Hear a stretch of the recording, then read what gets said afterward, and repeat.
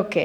So, ఇప్పుడు చాలామంది ఏంటి అంటే ప్లాటే తీసుకుందాము అని చూస్తారు. కొంతమందేమో లేదు ప్లాట్ వద్దు, ఫ్లాట్ తీసుకుంటే బెటర్ అన్నట్లు డిస్కషన్స్ జరుగుతూ ఉంటాయి సార్. ఇళ్లలో ఒకటి తీసుకోవాలంటే డెఫినెట్‌గా అవుతూ ఉంటాయి.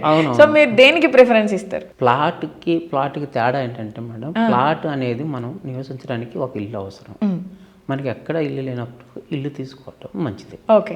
మనకు ఒక ఇల్లు ఉన్నప్పుడు ప్లాట్ అవసరం లేదు. ఓకే. మన పిల్లల భవిష్యత్తు ఏంటి, వాళ్ళని ఆర్థికంగా ఎదగాలి, రేపు వాళ్ళ చదువులకి ఏదైనా అవసరం అయితే మనం మళ్ళీ మనకి రిఫండ్ రావాలి అని అంటే మాత్రం ఓపెన్ ప్లాట్ బెస్ట్ ఆప్షన్. ఎందుకంటే అవసరం అయితే రేపు పిల్లల ఫీజు డొనేషన్లు కట్టి చదివలేను, డాక్టర్ గారు లేదా సంథింగ్ అవును సార్. ఏదన్నా అవసరం అయితే భారీ స్థాయి అమౌంట్ అనుకుంటే ఈరోజు మీరు ఇన్వెస్ట్ చేస్తే రేపు ప్లాట్ అమ్మాలని అంటే 10-20 years తర్వాత ఏమవుతుంది, సెకండ్ సేల్ అంటారు. కానీ నేను ల్యాండ్ని ఎన్నిసార్లు చేతులు మన సెకండ్ సేల్ అంటారు. దాని వాల్యూ తగ్గదు, అవును సార్, పెరుగుతూ ఉంటుంది. అవును. అదే అపార్ట్మెంట్లో ప్లాట్ తీసుకుంటే 2-3 years వరకు దాని వాల్యూ ఏం తగ్గదు, అవును, తర్వాత క్రమేణా తగ్గుతూ ఉంటుంది. అక్కడ ఉన్న నీకు వచ్చే యూడిఎస్ వాల్యూ మాత్రమే మిగులుద్ది.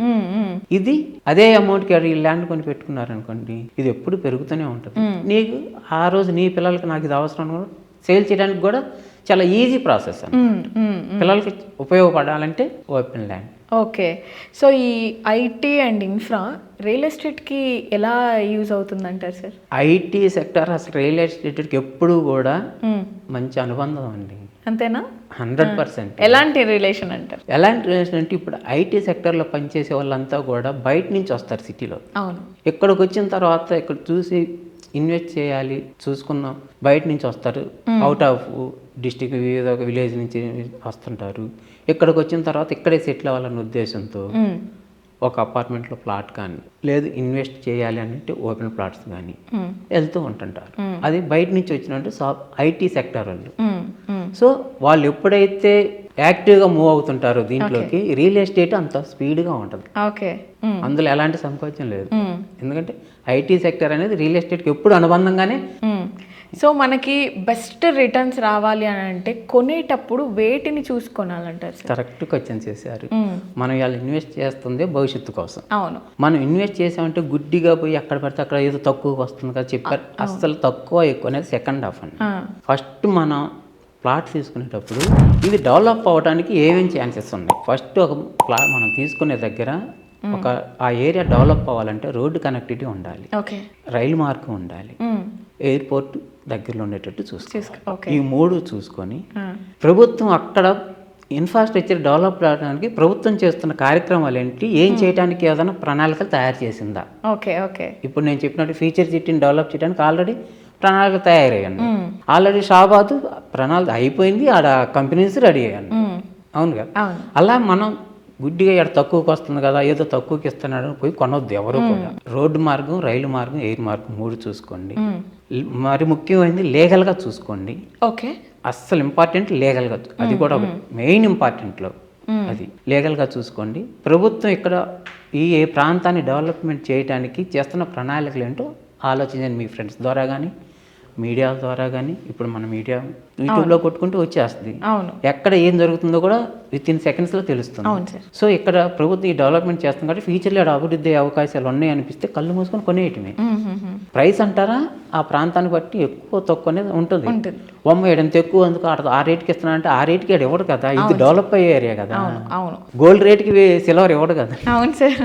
అలా దేనిలో దానికే ఉంటుంది. ఇవాళ తక్కువ పెడితే రేపు తక్కువ వస్తుంది, ఇవాళ ఎక్కువ పెడితే రేపు ఎక్కువ వస్తుంది.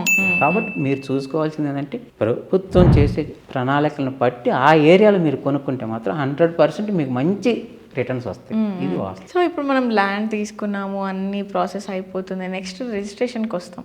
సో రిజిస్ట్రేషన్ చేసుకునేటప్పుడు తీసుకోవాల్సిన జాగ్రత్తలు ఏంటి, చూడాల్సిన థింగ్స్ ఏంటి? రిజిస్ట్రేషన్ చేసేటప్పుడు ఫస్ట్ మీరు అంటే ఇండివిజువల్ ఇక్కడ 2 ఉన్నాయి మేడం. ఒకటి ఇండివిజువల్లో 2 కంపెనీస్. పేరు బ్రాండెడ్ కంపెనీస్తో తీసుకుంటే అసలు మనకి ఏ ప్రాబ్లం ఉండదు. ఎందుకంటే మొత్తం వాళ్ళే చేస్తారు, అన్ని చూసి ఇస్తారు, మనకి లింక్ డాక్యుమెంట్స్ కూడా ఇస్తారు, మన ఇష్టం వచ్చిన లాయర్ మీరు చూపించుకోవచ్చు. అది మీరు ఇండివిజువల్గా ఎప్పుడైతే కొనుక్కుంటారో మీరు ఇండివిజువల్గా కొనేటప్పుడు మాత్రం ఫస్ట్ మీరు చూసుకోవాల్సింది లింక్ డాక్యుమెంట్స్. లింక్ డాక్యుమెంట్స్ చాలా పక్కా అందరికి చూసుకోవడం చేత కాదండి.